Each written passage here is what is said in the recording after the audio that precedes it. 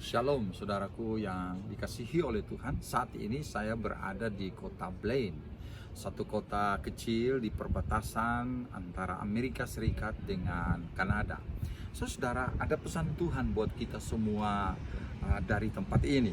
Dikatakan di dalam kitab Kejadian Fatsal yang ke-35 ayat yang pertama, Allah berfirman kepada Yakub, "Bersiaplah, pergilah ke Betel, tinggallah di situ dan buatlah di situ mezbah bagi Allah yang telah menampakkan diri kepadamu ketika engkau lari dari Esau kakakmu."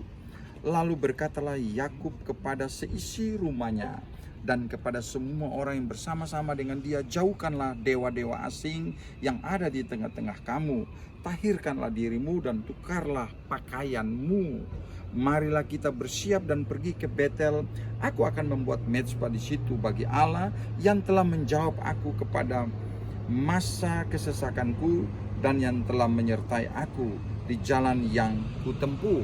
Saudara yang dikasihi oleh Tuhan, untuk kedua kalinya Yakub pergi ke Betel untuk membuat mezbah, untuk menaikkan ucapan syukur kepada Tuhan, karena Tuhan telah menjaga dan memelihara dan mengeluarkan Yakub dari tekanan, dari masalah, dari himpitan, dari banyak hal yang membuat dia begitu susah, saudara. Nah, pelajaran yang luar biasa di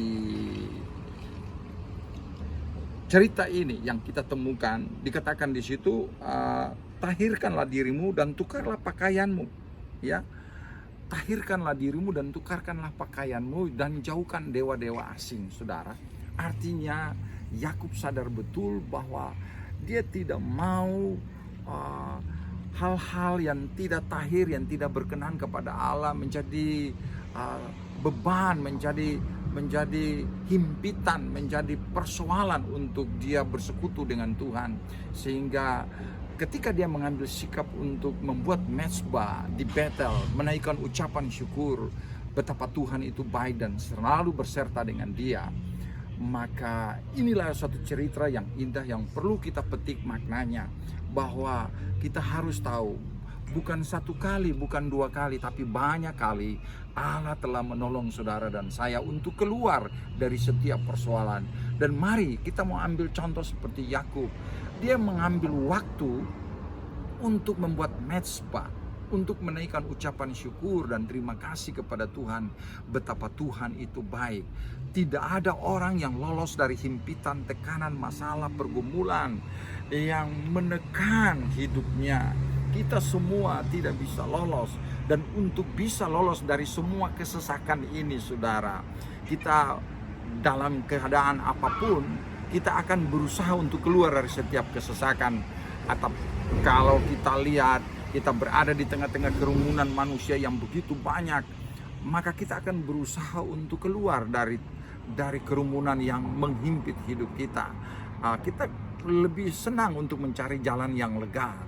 Begitu juga dalam masalah-masalah pergumulan hidup, kita akan mencari jalan untuk menghindari keluar dari setiap masalah dan pergumulan yang kita hadapi.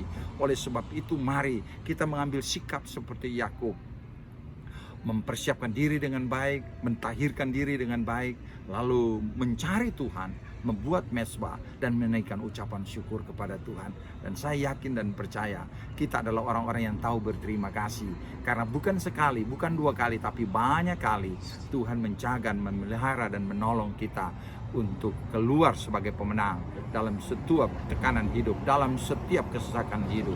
Tuhan Yesus memberkati kita semua. Shalom.